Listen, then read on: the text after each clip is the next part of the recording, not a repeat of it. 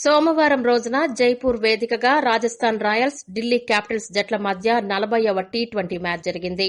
Toss గెలిచిన ఢిల్లీ జట్టు మొదట బౌలింగ్ చేయడానికి నిశ్చయించుకుంది. బ్యాటింగ్ ప్రారంభించిన రాజస్థాన్ జట్టు 5 పరుగులకే మొదటి వికెట్ను కోల్పోయింది. సంజు శాంసన్ పరుగులేమీ చేయకుండా రనౌట్ అయ్యాడు. మరో ఓపెనర్ అజింక్య రహానే 3వ స్థానంలో వచ్చిన స్టీవెన్ స్మిత్తో కలిసి చక్కటి భాగస్వామ్యాన్ని నెలకొల్పాడు.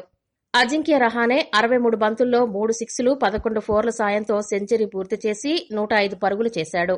స్టీవెన్ స్మిత్ 32 బంతుల్లో 8 ఫోర్ల సాయంతో 50 పరుగులు చేశాడు. ఒకానొక దశలో రాజస్థాన్ జట్టు 230 పరుగుల వరకు స్కోర్ చేయగలదని భావించారు. కానీ రహానే, స్మిత్ మినహా మిగతా బ్యాట్స్మెన్ ఎవ్వరూ పరుగులు చేయలేకపోయారు. మిగతా బ్యాట్స్మెన్ వైఫల్యం కారణంగా రాజస్థాన్ జట్టు 20 ఓవర్లకు గాను 6 వికెట్లు నష్టపోయి 191 పరుగులు మాత్రమే చేయగలిగింది. ఢిల్లీ బౌలర్లలో రబడా 2 వికెట్లు, ఇషాంత్ శర్మ, అక్సర్ పటేల్, క్రిస్ మోరిస్ చెరో వికెట్ పడగొట్టారు.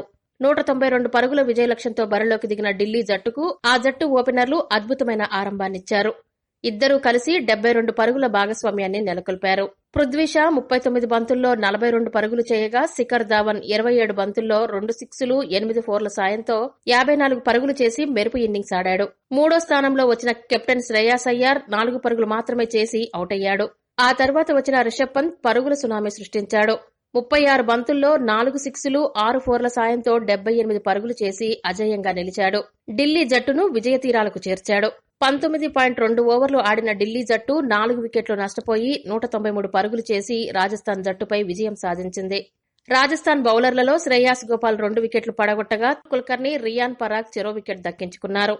ఈ మ్యాచ్లో సుడిగాలి ఇన్నింగ్స్ ఆడి పరుగుల వరద పారించి అజేయంగా నిలిచి చివరి వరకు ఉండి ఢిల్లీ జట్టును గెలిపించినందుకు గాను రిషబ్ పంత్కు man of the match award లభించింది. ఈ వీడియో గనక మీకు నచ్చినట్లయితే లైక్, షేర్, కామెంట్ చేయండి. మరిన్ని ఆసక్తికర అంశాల కోసం మా ఛానల్ని సబ్స్క్రైబ్ చేసుకోండి.